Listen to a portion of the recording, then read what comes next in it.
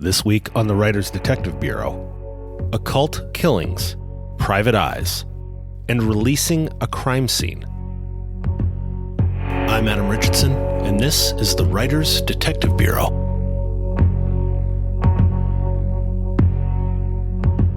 Welcome to episode 51 of the Writers Detective Bureau, the podcast dedicated to helping authors and screenwriters write professional quality, crime-related fiction. And this week, I would like to thank Gold Shield patrons Deborah Dunbar from DeborahDunbar.com, Cece Jameson from CeCeJameson.com, Larry Keaton, Vicky Tharp of VickyTharp.com, Dharma Kelleher of DharmaKelleher.com, Chris Ann, Jimmy Coe of CrimyBox, and Larry Darter for their support. I'd also like to thank my newest Coffee Club patrons, Ann Bell Feinstein, Zara Altair, and Terry Thomas, along with all of my longtime Coffee Club patrons for their support. You can find links to all of the writers supporting this episode in the show notes at writersdetective.com/51. And to learn about setting up your own Patreon account for your author business, visit writersdetective.com/Patreon. Patreon.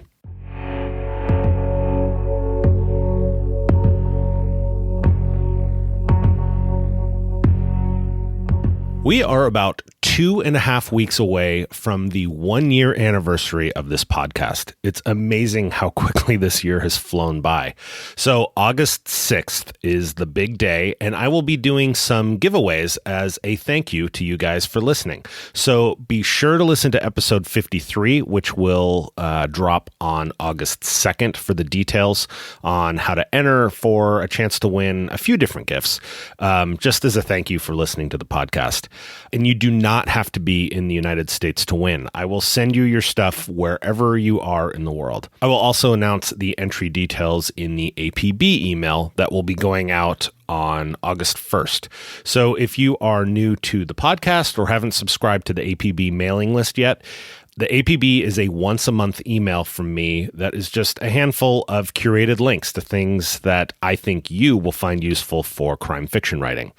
It'll be things like news articles for story inspiration or white papers from think tanks about technology or best practices for investigations, or just blog posts from writing experts, things like that. So if you're interested in getting an email from me only once a month, you can join by going to writersdetective.com/mailing list.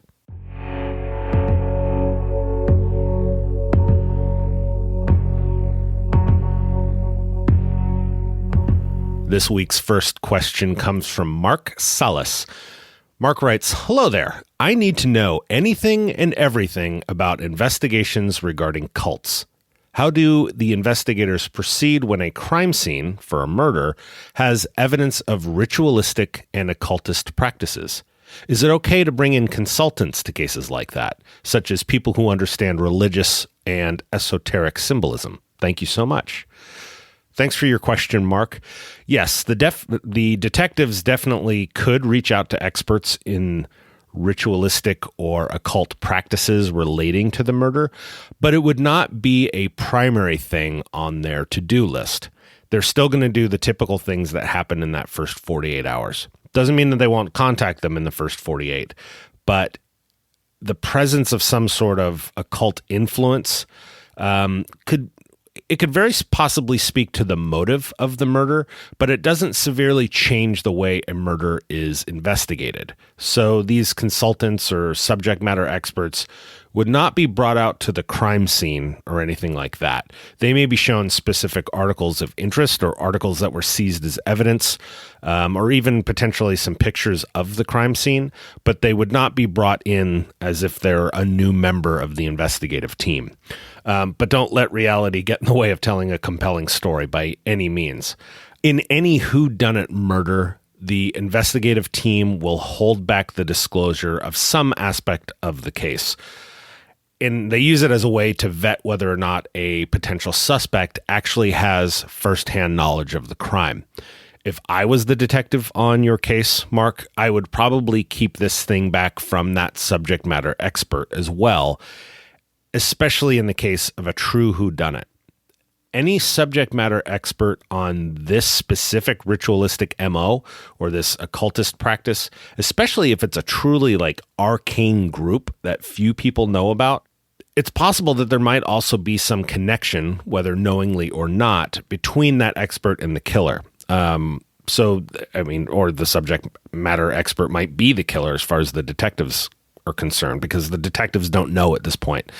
But they would be mindful to not tip their hand to someone with that much potential connection or knowledge of the related cult.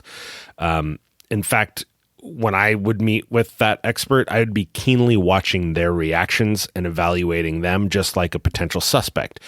I guess it's that when you don't have a suspect, everyone is a suspect.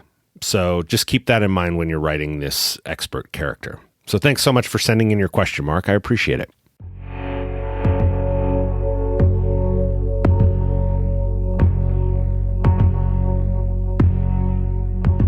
Coffee Club patron Terry Lynn Thomas of terrylynthomas.com writes, "Hello, I have a couple of questions. I have a retired cop who is now working as a PI.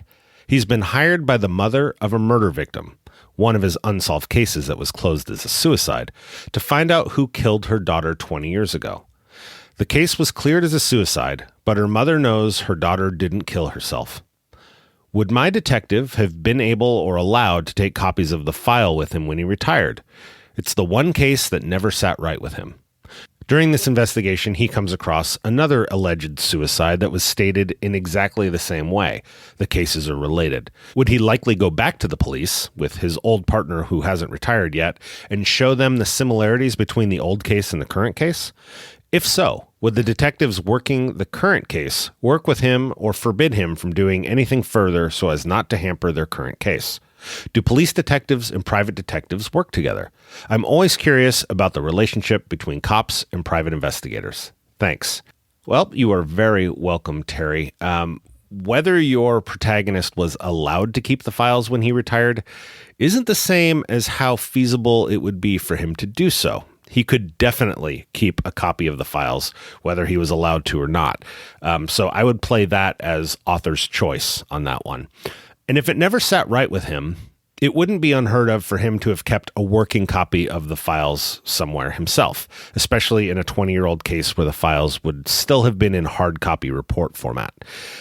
If he discovers another murder veiled as a suicide that he thinks matches, then yes, he'd definitely go to the police or to his old partner, but that's probably where his official involvement would end. Being a former police detective himself, he'd know that his private investigation case pretty much ended when he turned his findings over to the police. Anything he did from that point could theoretically be considered tampering if he continued doing his own private investigation, because it's no longer a private investigation, it's a murder investigation. And now he's potentially a witness, or at least a reporting party. The way cops work with private investigators is pretty much a one-way street. The police will definitely take information from a PI, but they are not free to share anything back officially. Your PI would understand this, having been a former cop, and ultimately getting the police to reopen the case and go after a murderer is his ultimate goal, and it would be the goal of his client, the family. Now, I know this may not be ideal for your story, so you could try to finagle a believable way to keep your PI involved, but you'd have to do so knowing that you're taking some artistic license with the plot when you do so. Thank you so much for your question, Terry. You can find her work at terrylynthomas.com.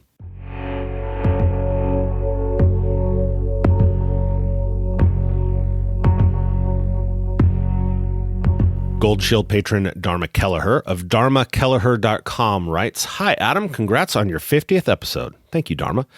That's quite an accomplishment. I have questions regarding releasing crime scenes. My protagonist comes home to find two local gangsters, one of whom is currently wanted on charges of human trafficking, waiting for her in her living room. After some back and forth, my protagonist manages to kill both gangsters in self-defense. The local homicide squad shows up, interviews my protagonist, collects evidence, and carts off the bodies. Would it be possible for the detective assigned to the case to make an on-scene determination of self-defense, since they were in her home illegally? And if so, how soon afterward would she be allowed back into her home? hours, days, weeks? Thanks for your always excellent information. Thank you so much, Dharma. Well, the short answer is no. The detective would not make an on-scene determination of self-defense. And there are many factors to making this determination. Everything from proper review and analysis of the evidence collected to getting the prosecutor's office involved. The ultimate determination on whether it's a justifiable homicide usually rests with the prosecutor. It's also important to know that being in her home illegally does not automatically make the shooting justifiable. Can you imagine how many horrible friends of roommates would be killed if this were true? I'm only kidding. What I'm getting at is that your protagonist would have to be in reasonable fear for her life, and that the actions of killing both gangsters were justified. Each one would be treated as a separate homicide because they are. Were both of them armed or instilling fear? Those are the kinds of things that the investigation will need to delve into. Now, that said, with the reasonable assumption that these were justifiable homicides plural, she would not be arrested in the interim, most likely. She would be free after giving her statement to the police and then just be awaiting the official determination on it being justifiable. Now, as for the release of the crime scene, it would be released once all of the crime scene investigation work was completed. Now, that may take a day or two, but the police would need to remain at the scene, maintain a presence at the location throughout that duration. Television likes to show sealed off crime scenes in a home for a protagonist detective to go back through a second time, usually in the second act, to find some new overlooked piece of evidence. But this is a trope that is utterly false. Our legal right to keep a place locked down as a crime scene ends when we leave. We would need to get a new search warrant to go back and look at this place a second time, which brings up another issue with whether anything was tampered with once the police gave up the scene the first time. So that's a whole other topic for another podcast episode, but suffice it to say, she would be allowed back into her home as soon as the police completed their crime scene investigation and left. And it's also important to note that crime scene investigation does not usually include crime scene cleanup. There are companies that specialize in crime scene cleanup, and there are also specific divisions within some of the bigger, more well-known commercial cleaning companies that specialize in this work as well.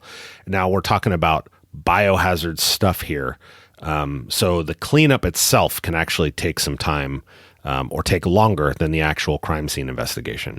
And a lot of these cleaning specialists have a background, usually, for having worked for a medical examiner or coroner's office, or at least the people who start these companies or run these divisions often do, where this becomes a second career, some sort of retirement business for them. So hopefully that instills some sort of story idea as well. So I hope that helps, Dharma. You can find Dharma's work at dharmakelleher.com. Thank you so much for listening this week. Make sure you hit that subscribe button to get every episode of the Writers Detective Bureau podcast automatically. And if you enjoyed this episode, would you leave me a review? I would really appreciate it. This podcast is created for you, so don't be shy. Send me your crime fiction questions by going to writersdetective.com/podcast. Thanks again for listening. Have a great week and write well.